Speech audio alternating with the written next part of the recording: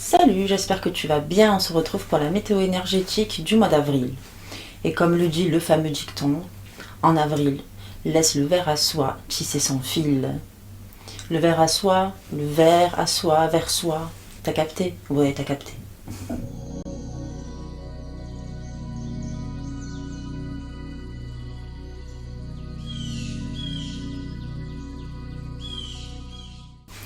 Donc on va commencer. Alors j'ai changé mes decks, mes jeux. Pour ce mois d'avril, je me suis dit un peu de nouveauté ne va pas nous faire de mal, n'est-ce pas?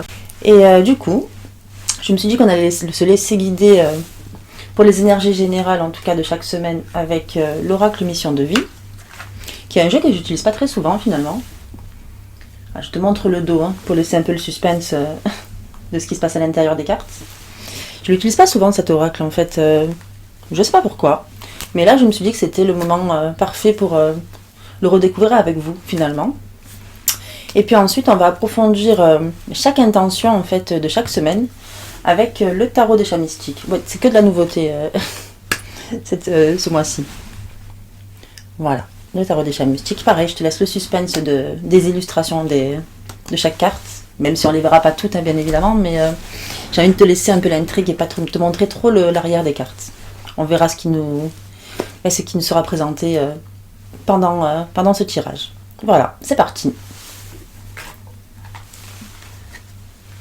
Donc je vais commencer avec l'oracle mission de vie.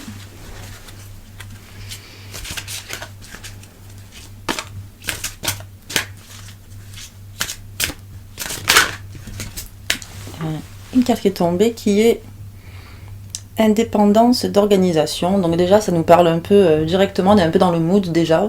Donc il y a vraiment, on va dire du coup la carte générale des cartes générales. Indépendance d'organisation, pour moi ça m'évoque en fait le fait de se sentir libre en fait d'agir selon notre instinct, notre intuition et comment on a envie d'agir en fait sans forcément être trop influencé par l'extérieur. C'est un peu comme ça que je perçois en fait cette carte. On va aller voir un peu plus loin du coup. Alors.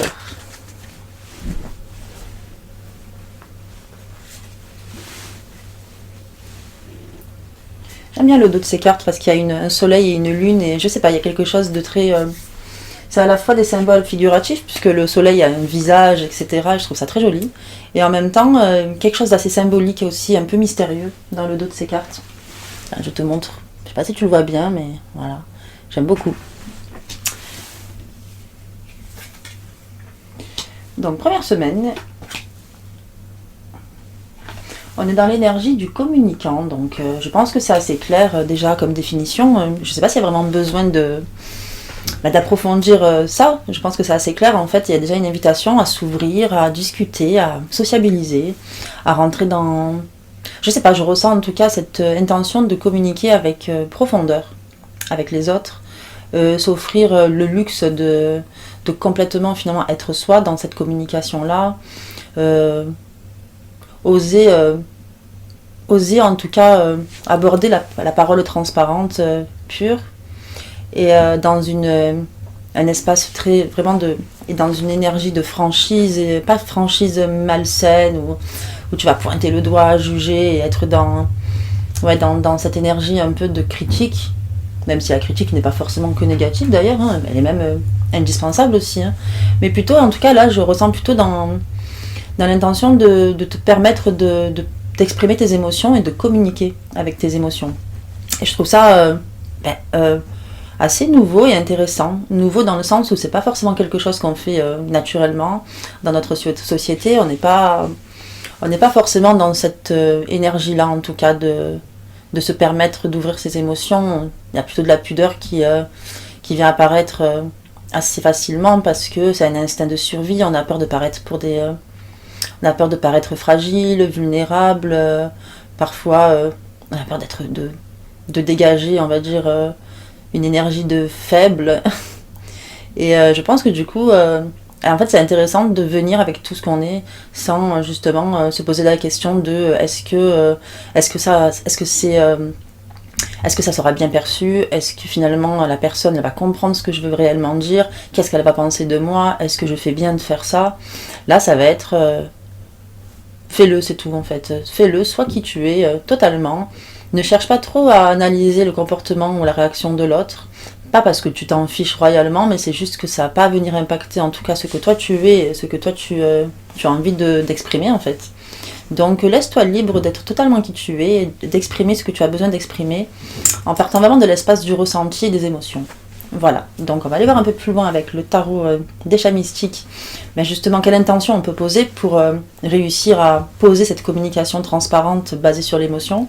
Quelle intention on va pouvoir poser, et ensuite l'action concrète, c'est-à-dire comment s'y prendre en fait pour pouvoir établir ce type de communication un peu particulière et délicate, encore une fois, parce qu'inhabituelle. Voilà, on va aller voir ça tout de suite.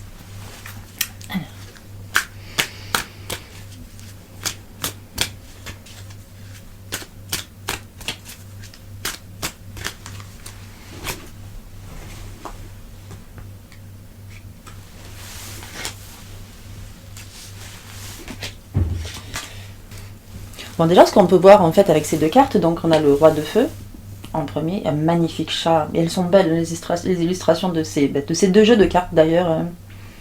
Ouais, et les illustrations sont magnifiques. Donc là, on a le roi de feu, donc le chat de feu, du coup, là, pour le thème du chat, hein, du chat mystique.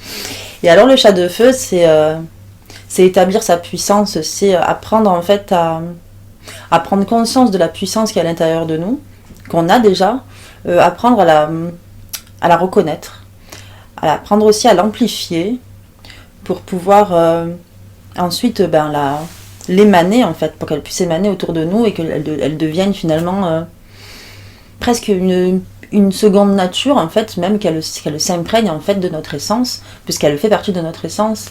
Et là il y a vraiment cette intention à développer cette puissance là, ce feu intérieur, mais avec l'énergie des bâtons, c'est le feu intérieur, mais surtout avec le roi, parce que le roi c'est celui qui commence c'est celui qui maîtrise l'élément, donc l'élément feu là. C'est réussir à focuser là, on va vouloir mettre notre énergie, ne pas s'éparpiller et envoyer du feu de tous les côtés et créer un incendie en fait, mais plus réussir à savoir ce qu'on vise en fait avec cette puissance là, où on porte notre énergie, pour quelle valeur, quelle conviction on porte en nous et pour lesquels on a envie de donner cette énergie-là. Donc il y a déjà, je pense, cette réflexion à avoir dans l'intention, c'est reconnaître son énergie, aller la chercher.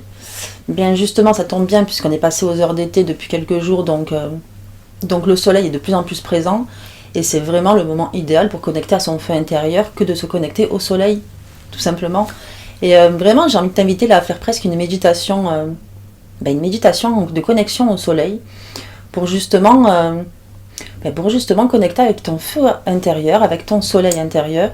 Et à partir du moment où tu auras connecté avec ce feu intérieur et cette puissance, tu vas pouvoir aussi après apprendre à la canaliser, cette puissance-là, pour pouvoir la diriger là où tu as envie de la diriger, là où ça te tient à cœur, là où tu as envie d'aller, en fait, tout simplement, là où tu te destines. Pour tout simplement déjà pour atteindre tes aspirations, pour commencer à te rapprocher de tes rêves. Donc, reconnaître son énergie et apprendre à la diriger au bon endroit. Et l'action concrète, alors c'est l'empereur, le chat empereur, le chat badass quoi, carrément assis sur son trône, enfin il est chill, comme disent les jeunes. Et l'empereur, justement, il ressemble beaucoup au roi de bâton. Il y a aussi cette notion d'asseoir sa puissance, d'être ancré dans sa puissance, de la reconnaître, avec un stade évidemment un peu supérieur avec l'empereur. Là on est vraiment on arrive presque dans l'ordre du divin entre guillemets, même si un empereur c'est pas forcément un dieu, mais en tout cas on est vraiment là il n'y a plus de doute, c'est-à-dire qu'avec le roi de feu, donc là le chat de feu, t'es encore en fait t'es encore dans la recherche intérieure, donc dans le fait de reconnaître ton feu et de le diriger. Avec l'empereur, tu le connais, ton feu, tu le diriges, tu sais le diriger, et à présent tu sais comment t'en servir, c'est-à-dire la confiance se développe en fait au fil des jours. Je pense que du coup, sur cette première semaine, j'ai presque envie de t'inviter, si ça te dit, en tout cas si ça vibre pour toi, si ça t'évoque quelque chose, de vraiment démarrer les premiers jours de la semaine avec justement cette recherche du feu et apprendre à le diriger, à le canaliser, Et dans la fin de la semaine, à vraiment déjà commencer à t'ancrer dans cette puissance et à la reconnaître et à développer ta confiance. Parfois simplement en faisant les choses, c'est-à-dire il n'y a pas... Il n'y a même pas forcément un travail difficile à faire, si ce n'est celui de prendre des risques, hein, évidemment. Mais oui, prendre des risques et y aller avec confiance et certitude. Voilà. Donc pour résumer, première semaine du mois d'avril, c'est asseoir ton feu intérieur, apprendre à le canaliser pour avancer avec confiance et certitude. Voilà. Et on va voir la deuxième semaine du mois d'avril. Et la deuxième semaine, on est avec promotion. Et alors ce qu'il y a de marrant avec cette carte promotion, c'est qu'en plus, elle est reliée au mois d'avril. Donc comme quoi les choses font bien les choses. Non, c'est pas ça. Le hasard fait bien les choses. On va dire que c'est le hasard, ouais. Promotion, en fait, je pense que moi, en tout cas, je le ressens comme une invitation à développer, en fait, un peu, comment dire, développer l'attraction qu'on peut avoir sur les gens. Alors, ça fait très, comme ça fait très, je cherche à manipuler l'extérieur. C'est pas dans ce sens-là que je dis ça. C'est c'est en tout cas prendre conscience de ce qu'on est, de ce qu'on vaut, de nos richesses, de nos spécificités, de ce qui fait de nous des êtres uniques et merveilleux, chacun avec son style, j'ai envie de dire, et avec sa propre lumière. Et là, la promotion, pour moi, alors, bien sûr, si tu lis cette carte comme ça, tu vas dire, ah ben voilà, tu vas avoir une promotion, tout le monde va avoir une promotion sur la seconde semaine du mois d'avril, c'est formidable, le machin, mais non, la promotion, ça veut dire, bon, il y a la potentialité qu'on t'offre quelque chose, en tout cas. Tu vois que tu as la potentialité de recevoir quelque chose qui t'apporte de l'abondance, qu'elle soit d'ailleurs matérielle ou plus dans les énergies. Hein. Peu importe finalement quel type d'abondance tu peux attirer à ce moment-là. Mais il y a vraiment cette histoire de cadeau, en fait, avec la promotion, je trouve. Et c'est t'ouvrir, en fait, l'invitation là, c'est de t'ouvrir à l'abondance qui va venir à toi. Et ne pas détourner ton regard de cette abondance-là, qui va être bien présente. Et la seule invitation que tu peux avoir là-dessus, c'est de bien ouvrir les yeux pour bien la repérer, la détecter, parce que ça peut paraître petit parfois, ça peut être un tout petit truc, un tout petit cadeau de la vie, et de cette petite chose-là, tu peux peut-être créer quelque chose d'immense pour ta vie. Donc ouvre les yeux sur les cadeaux qui risquent. Ouvre tes yeux sur les cadeaux qui vont venir à toi, sur la seconde semaine. Et donc on va regarder de quelle façon, dans quelle intention tu vas pouvoir poser, pour justement pouvoir mieux observer comment recevoir, comment apprendre à recevoir aussi, tout simplement. Parce que parfois c'est pas toujours pour tout le monde facile de recevoir. Des fois on a plus de facilité à donner qu'à recevoir. Ben là du coup l'intention va être portée sur de quelle façon tu vas pouvoir accepter de recevoir des cadeaux, développer ta capacité à les repérer. Et ensuite, quelle action concrète, justement, tu vas pouvoir poser. Qu'est-ce que tu vas devoir faire, on va dire, ce que tu devrais faire, en tout cas, pour justement recevoir ce cadeau de la meilleure façon, de la façon la plus grande et la plus lumineuse, en fait. Voilà. On va aller voir ça tout de suite avec le tarot des chats mystiques.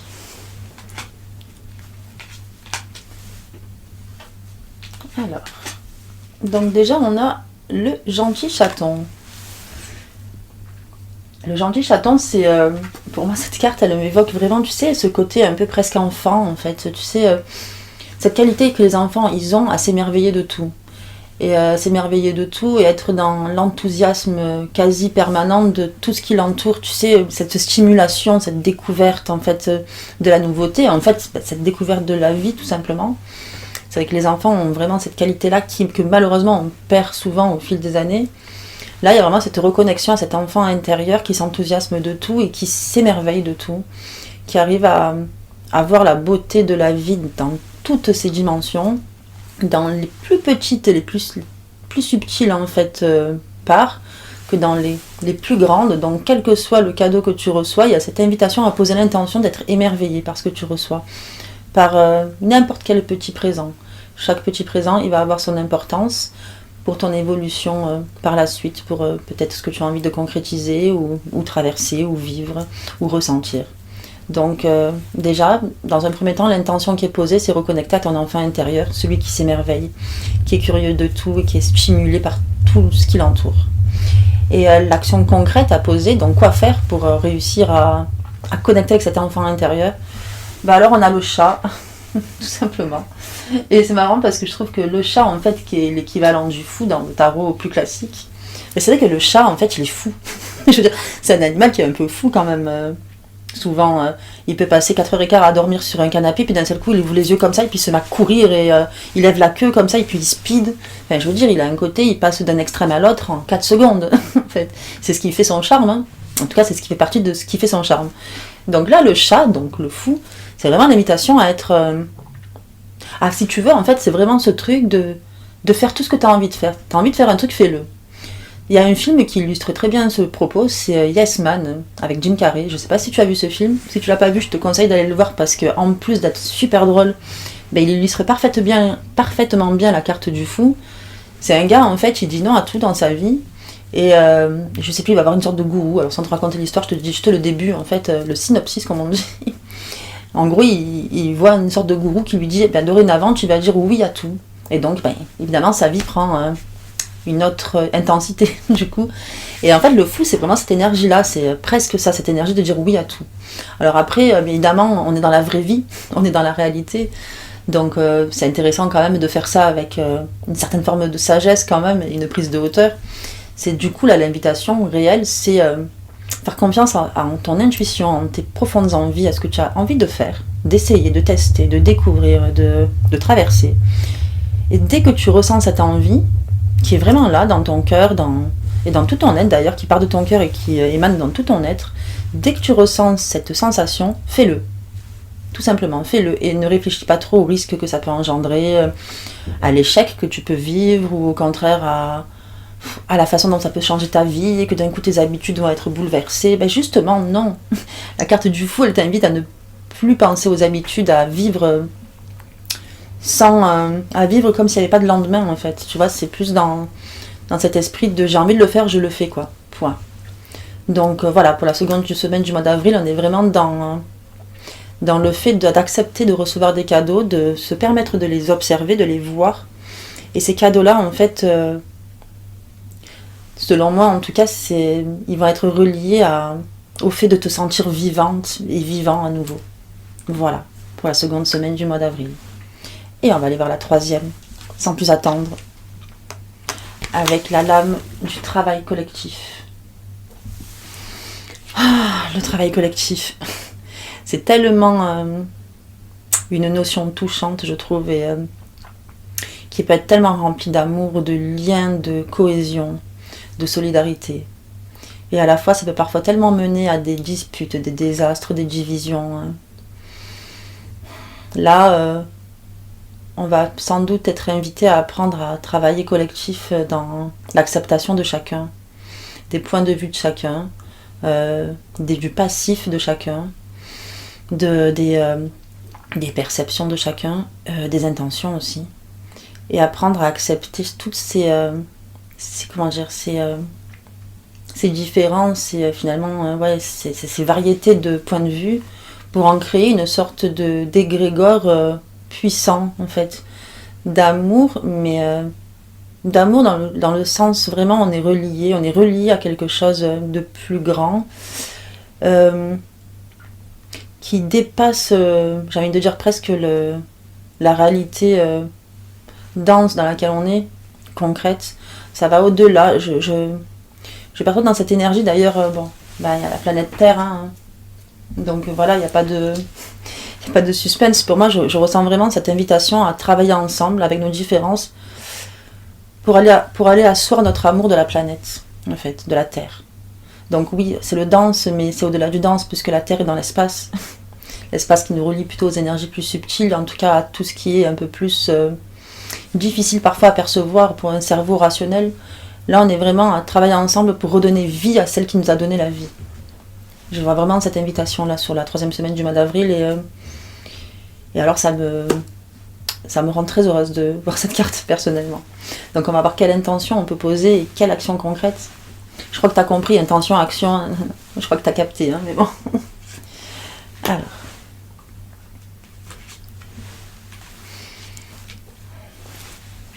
Donc, On a dans un premier temps le 8 de mer.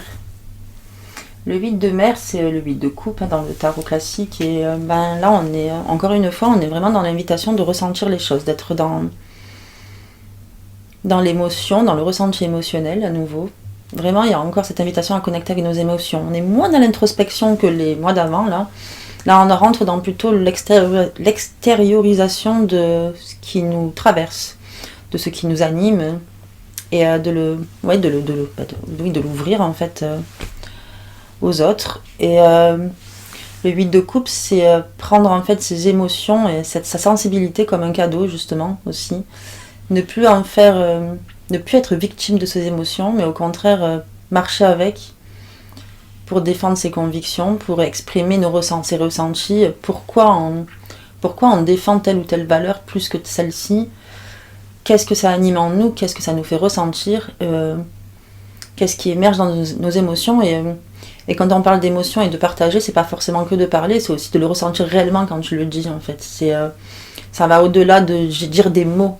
C'est dire des mots avec toute l'énergie que ça va induire derrière, c'est-à-dire cette énergie de ressenti. Et de vouloir vraiment illustrer ces ressentis-là. Le mot, là, il est, si tu veux, au service de ce que tu ressens, pour le partager. Le partager sans condition, sans censure, si ce n'est dans le respect de l'autre, c'est-à-dire, pour moi, selon moi, en tout cas, c'est permets-toi de dire tout ce que tu ressens, mais par contre, permets aussi à l'autre de le faire en retour, tu vois. Tu peux pas simplement, en fait, toi dire tout ce que tu ressens, machin, et quand l'autre il fait la même chose, dire ah ben non, pas du tout. Non, là vraiment c'est plutôt être ouvert des deux côtés, il faut que ce soit interactif, je crois. En tout cas, il y a cette invitation là, c'est la proposition de ce tirage en tout cas. Et paradoxalement, justement, l'action à mettre en place, c'est le 7 de feu. Et alors le 7 de feu, lui, quand même, il va mettre quelque chose, il va mettre quand même comment dire, une dynamique un peu plus martiale à cette émotion-là, c'est-à-dire, n'hésite pas à t'animer en fait. Voilà, sois animé par tes émotions et du coup là c'est comme si l'élément eau et l'élément feu travaillaient en binôme, ce qui est assez rare, hein, parce que eau et feu, je suis un peu nulle en chimie ou en physique, mais je crois que ça fait de la vapeur, soit une vapeur en fait, voilà, soit de la vapeur. Mais non, plus sérieusement, laisse ton feu intérieur animer tes convictions et tes émotions pour pouvoir les exprimer avec le plus de justesse possible. Et à la fois, ne sombre pas dans la colère de l'incompréhension de l'autre, parce que ça fait partie de ses ressentis aussi, et ne sombre pas non plus dans l'intolérance quand l'autre va partager ton point de vue. C'est le mariage des fois de points de vue totalement différents qui peut créer quelque chose de beau, comme une sorte de consensus.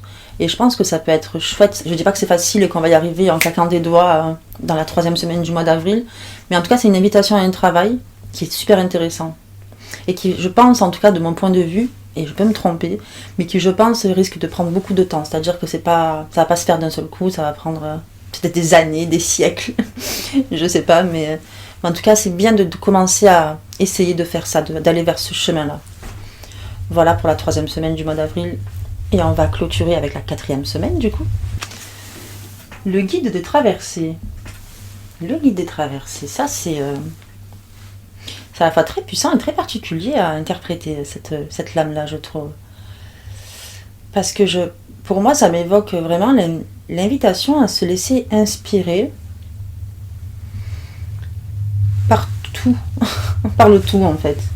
Se laisser inspirer par le vivant dans toutes ses dimensions, qu'elle soit très spirituelle et très connectée à ce qu'on peut appeler des guides spirituels, des anges gardiens, Dieu, peu importe en fait l'univers, tu vois, enfin peu importe en fait finalement le nom que tu mets à ce type-là de connexion, mais pas que. Mais il y a cette connexion-là, très spirituelle, avec le guide des traversées, mais je pense qu'il y a aussi être capable de connecter avec cette inspiration-là aussi avec tout ce qui est bien vivant et concret, parce que je pense que ce qui est plus spirituel et ce qui est plus, on va dire, dense, pour moi, en fait, c'est deux choses à peu près, c'est deux choses similaires, c'est juste qu'elles sont pas matérialisées, ou en tout cas, pour moi, c'est juste qu'en fait, les particules élémentaires, on va dire, elles ne sont pas organisées de la même façon, et donc elles ne dégagent pas la même information. Ça reste mon point de vue, ça. Là, voilà. Juste, je t'expose mon point de vue. Mais du coup, ça ne veut pas dire qu'elles ne sont pas connectées, qu'elles ne peuvent pas communiquer entre elles et qu'on ne peut pas justement s'inspirer autant du dense que du plus subtil. Et là, c'est vraiment cette invitation. Le guide des traversées, c'est... pour moi, ça veut dire que cette énergie se trouve de partout. En vérité, elle se trouve dans un arbre, elle se retrouve dans ton cœur, elle se trouve peut-être dans... je sais pas, dans ce tambour, par exemple. Elle se trouve de partout, en fait, cette énergie-là, et c'est l'invitation à connecter avec cette énergie, où qu'elle soit, et quelle que soit la forme qu'elle prend. Voilà, c'est ça. Alors là, on parle vraiment quand même sur une exploration très particulière, qui relie encore les émotions, mais au-delà encore. C'est-à-dire que là, on va plus que dans l'émotion, on commence à aller dans l'intuition. L'intuition qui te permet de t'inspirer, presque de recevoir des messages, en fait, de la part de cette énergie-là, en fait. On va le voir donc l'intention et l'action, hein, comme d'hab.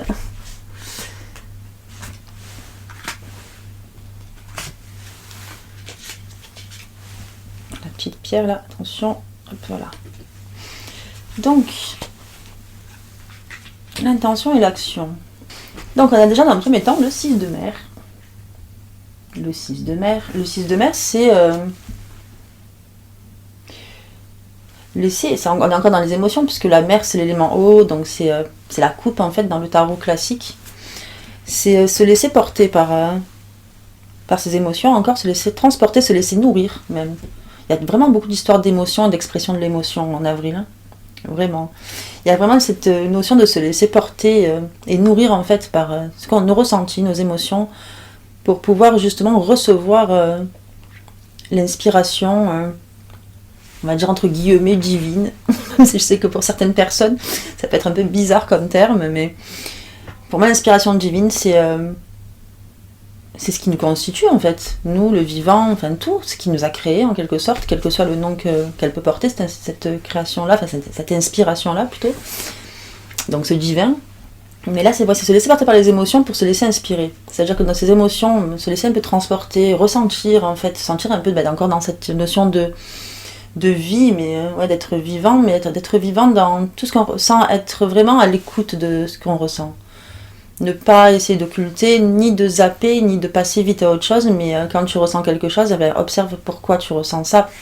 Et encore pourquoi, je sais pas si c'est vraiment le mot, mais observe le fait que tu ressens ça et vis ce ressenti. Sois vraiment à l'intérieur de ce ressenti. Presque, j'ai envie de t'inviter à même dans ton corps, en fait, où tu le places ce ressenti, en fait. Quand tu te sens dans cette émotion-là, ça se joue à quel niveau dans ton corps, dans tes pieds, au niveau du cœur, dans la tête, dans les mains.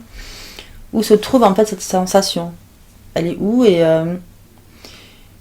et à partir de cet endroit où elle se trouve, qu'est-ce qui se passe? Observer en fait ces émotions-là et se laisser porter pour pas passer à côté de quelque chose d'enrichissant et d'intéressant qui nous permet peut-être de grandir encore plus. Et donc l'action, alors à mettre en place, c'est la roue. Oh là là, la roue. La roue de fortune, mais quelle vaste carte que celle-ci, qui dit en gros se laisser porter par les synchronicités de la vie, par les événements ici qui se présentent à nous, accueillir ces événements, essayer peut-être même pas de comprendre, mais d'embrasser ces événements qui viennent à nous, et que ce soit des résistances ou au contraire une forme de fluidité et de synchronicité naturelle, observer tous ces événements et jouer avec, danser avec la roue, danser avec... le fait que tout change tout le temps, que tout est cycle, mais que quelque part, à chaque étape, en fait, tu t'abreuves de quelque chose. Grâce au fait justement que tu ressens plus, que tu te mets dans cette conscience d'être dans ton émotion pure. Et de cette émotion pure-là, justement, tout ce que tu vas traverser, tout ce que tu vas danser dans cette roue, ça veut rien dire danser dans cette roue, mais bon, tu vois ce que je veux dire. Ben, tu vas pouvoir le ressentir avec beaucoup plus de puissance et donc connecter avec le fameux guide des traversées, du coup. Voilà, et le guide des traversées, je pense qu'il va te permettre des prises de conscience qui sont infinies, vraiment. Si tu te prends le temps de te connecter à tes émotions et de valser avec la roue, avec les cycles, avec les changements, je pense que c'est un moyen d'évoluer dans le sens... exister pleinement et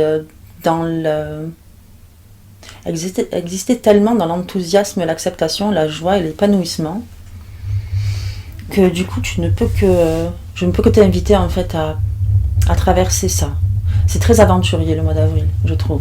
Il y a vraiment cette notion d'aventure de toutes parts en fait.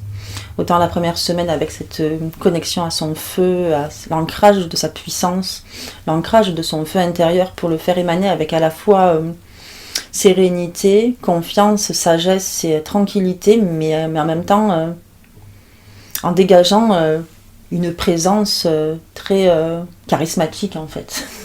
La première semaine c'est ça. Et autant sur cette semaine-là que sur la seconde, où on est vraiment plus dans le fait de contempler, de renouer avec son âme d'enfant, d'être dans cette ouverture en fait des petits cadeaux de la vie, et de voir jusqu'où ces cadeaux nous mènent, quelle que soit, on va dire, leur importance, enfin en tout cas l'importance qu'on perçoit de ce cadeau-là, s'épanouir, enfin, s'enthousiasmer de tout ce qu'on reçoit et accepter en tout cas ces cadeaux aussi. Que sur la troisième semaine qui nous parle là vraiment à travers justement nos émotions, à travers nos émotions comme alliés qui nous permettent de partager avec transparence, vérité, ressenti, en restant dans l'amour et la tolérance de l'autre, mais tout en réussissant, mais tout en mettant en fait ton feu intérieur au service de cette valeur que tu veux partager. Et enfin, sur la quatrième semaine, où on est vraiment dans la connexion à quelque chose peut-être de plus grand et à la fois d'infiniment petit, qui est de partout, omniprésent et qu'on ne ressent pas toujours. Et là, il y a l'invitation à valser avec la vie, avec nos ressentis, pour connecter avec cette énergie si particulière qu'on peut appeler par plusieurs noms, Dieu, univers, énergie, particules élémentaires. Choisis le nom que tu veux, Spirou, si tu veux. Je plaisante, hein, bien sûr, ou pas. Peu importe, mais en tout cas, connecter avec cette énergie-là, celle qui est peut-être la créatrice, peut-être. Voilà, je crois qu'on a fait le tour de la météo énergétique du mois d'avril. Je crois que là, on a bien compris que on allait ressentir, vivre et... en tout cas, on allait. En tout cas, que l'invitation était à ressentir, vivre et briller, hein, clairement, briller, être présent et émaner de cette brillance, de cette lumière. Et que voilà, il est temps de passer à l'acte, là. Ça y est, il est temps d'explorer des choses, il est temps de vivre intensément chaque minute, là. Voilà. Et en même temps, on arrive au printemps, donc ça me semble assez logique. Et oui. Voilà, je te laisse ici. Si tu as aimé passer ce moment avec moi, n'hésite pas à t'abonner. N'hésite pas aussi à mettre en commentaire comment tu as vécu le mois de mars, parce que j'aime bien moi voir un petit peu justement comment tu as traversé le mois précédent. Tu vois, j'aime bien voir si la guidance en fait a pu t'aider, si elle a pu te donner l'inspiration, juste voir en fait comment tu as traversé ce mois de mars. N'hésite pas aussi à mettre en commentaire tes réactions par rapport à la météo énergétique du mois d'avril. Et comment peut-être toi tu as envie de poser ces intentions et ces actions. Et voilà. Que dire de plus Je te mettrai en lien ma page Insta dans la description. Si tu souhaites une consultation avec moi de guidance, de cartomancie de guidance, tu as aussi les liens dans la description. Il y a tout, il y a mon site internet, etc. Enfin tout ce qu'il faut. Et je mettrai aussi le lien du voyage sonore Amazonia que j'ai créé le mois dernier, et que j'ai créé en collaboration avec les oiseaux d'Amazonie. Enfin, pas que les oiseaux d'ailleurs, avec les animaux d'Amazonie, parce qu'il n'y a pas que des oiseaux, il y a des singes, il y a des grenouilles, il y a des oiseaux, il y a des grillons aussi. Et en fait, j'ai enregistré tous les sons de ces animaux, et moi, si tu veux, en écoutant ces sons, je me suis laissée en fait traverser, et j'ai utilisé mes instruments dans cette traversée, j'en ai créé un voyage sonore, et j'ai posé l'intention, durant ce voyage sonore, de t'apporter en fait... de l'énergie, justement, de l'enthousiasme, de la force vitale, de la curiosité. Vraiment, c'est un voyage sonore qui est au service de la vie, et pour toi, mais aussi pour le vivant, parce que jusqu'au 10 avril, donc il ne reste pas beaucoup de temps, jusqu'au 10 avril, l'ensemble des bénéfices qui seront récoltés, ils iront à l'association Jiboyana, qui œuvre pour la préservation de la forêt amazonienne, en replantant des arbres là où il y a eu des incendies, et ils font ça en collaboration avec les gardiens de la forêt, donc les peuples autochtones amérindiens. Donc pour moi c'est complètement naturel de donner de donner en fait ces bénéfices-là à cette association, parce que je pense que c'est, en tout cas pour moi, c'est vraiment les valeurs que je défends. Et donc si tu as envie d'œuvrer pour le vivant, pour le poumon vert de la planète, pour celui qui nous permet en partie de respirer, et pour celui qui nous permet aussi de nous émerveiller, parce que c'est un lieu rempli de beauté, de vie, de son et de magie. Si tu as envie d'œuvrer pour ça et en même temps te faire du bien à toi, et justement t'abreuver de cette magie à travers ce voyage sonore, je te mets les liens en description, et c'est à peine 10 euros, donc c'est pas une très grande somme pour ce que ça peut apporter, en tout cas pour la contribution que ça met, même au niveau de l'énergie, pas que financière d'ailleurs. Voilà, je te laisse ici, je te fais de gros bisous et je te dis à très très bientôt. Bye!